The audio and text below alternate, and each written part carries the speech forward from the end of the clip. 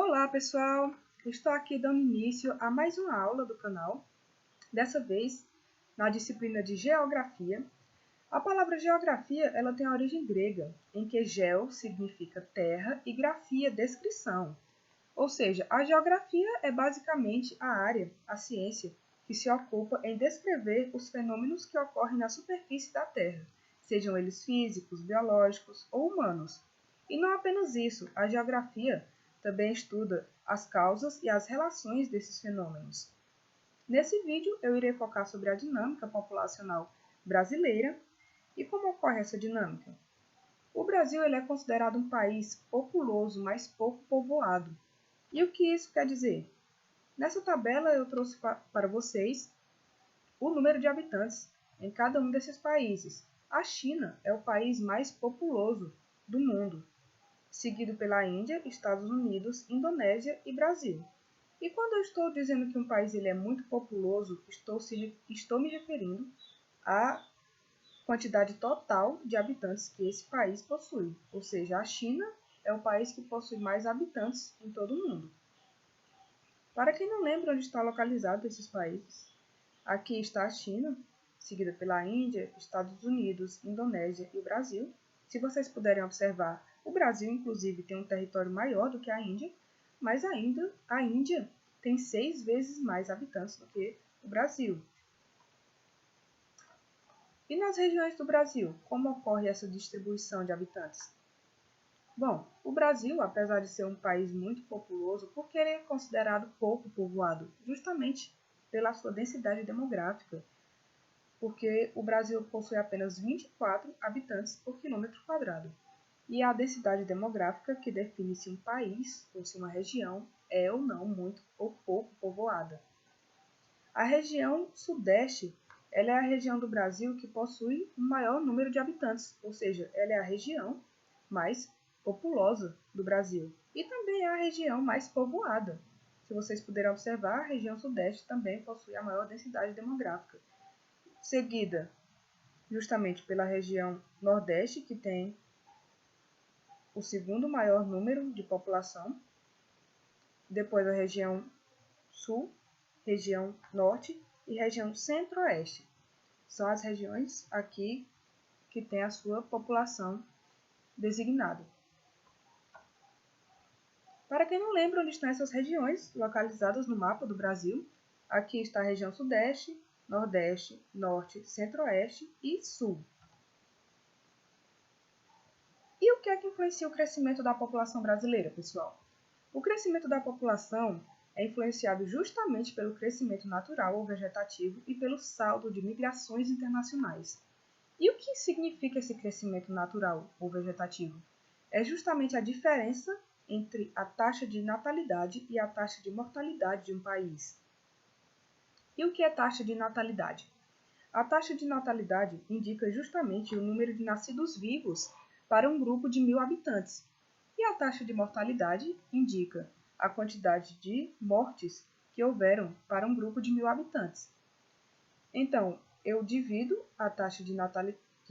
subtraio a taxa de natalidade pela taxa de mortalidade e terei, então, o número do crescimento natural ou vegetativo de um país.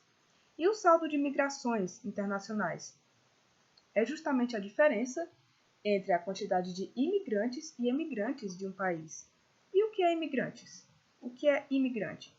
Essas duas palavras são muito confundidas.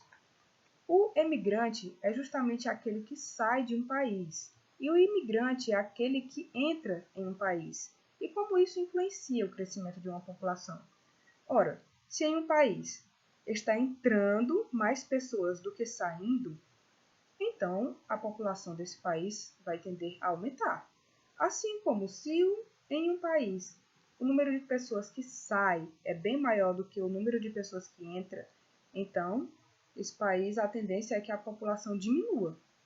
E é justamente assim que as taxas de migrações influenciam. Ainda falando sobre o crescimento natural, eu trouxe alguns números para que vocês compreendam melhor. Em 1965, a taxa de natalidade no Brasil foi 39% e a taxa de mortalidade 10%.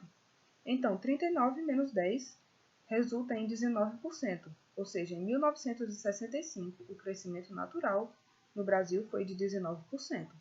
Em 2015 esse número mudou. A taxa de natalidade teve uma queda bem acentuada, passou de 39% para 14%, e a mortalidade também diminuiu, passou de 10% para 6%. E o crescimento natural resultou em 8%. Diminuiu também em relação a 1965. Ou seja, a população cresceu em um nível bem menor. E por que isso ocorreu? O que é que influenciou essa diminuição bastante drástica na taxa de natalidade? As mudanças que ocorreram no crescimento da população, uma delas pode ser considerada a taxa de fecundidade. E o que é a taxa de fecundidade? Essa taxa indica justamente o número de filhos por mulher que está ocorrendo em um país. A taxa de fecundidade no Brasil em 1960 era de 6 filhos para cada mulher, em média. E em 2015 esse número diminuiu para 2 filhos para cada mulher. Então as mulheres estão tendo menos filhos. Em 1980 era de 4 filhos, em 2000 diminuiu para 2. E em 2020 eu já peguei um dado que indica 1,5% essa taxa de fecundidade. E por que isso ocorreu? Podem ser por vários fatores, o aumento de escolaridade e da participação da mulher no mercado de trabalho, um maior planejamento familiar que está fazendo com que os casais planejem ter menos filhos, inclusive um número maior de mulheres sendo chefes de família. No ano de 2000, a cada 100 famílias no Brasil, 22 tinham a mulher como chefe de família. E no ano de 2015, esse número já aumentou para 41, ou seja, a cada 100 famílias, 41 delas eram chefiadas por mulheres. O envelhecimento da população também é um dado muito importante. Em 1991, 7% da população brasileira era composta por idosos, e em 2015 esse número dobrou em relação a 1991, passou para 14%. E por que isso? A população está envelhecendo mais? A esperança de vida está ficando bem maior. Em 1960, a perspectiva era que um idoso chegasse a 52 anos em média.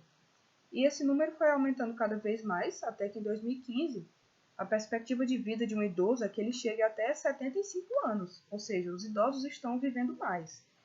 E por que isso pode estar ocorrendo? Também pode ser por vários fatores, como a melhoria no sistema de saúde de um país, permitindo com que os idosos cuidem mais da própria saúde e, com isso, vivam mais. Outro fator que também influenciou muito na taxa de fecundidade que falamos anteriormente foi a disseminação de métodos contraceptivos em todo o mundo, inclusive no Brasil amplamente, principalmente as pílulas anticoncepcionais, que evitam a gravidez, e por isso as mulheres também estão conseguindo ter um maior controle no número de filhos que elas têm, e com isso diminuindo a quantidade de filhos que vem tendo. Então é isso, pessoal, sobre a dinâmica, as mudanças que ocorrem na população brasileira. Esses são os principais fatores que eu queria citar. Muito obrigado, qualquer dúvida deixe em comentários e até mais!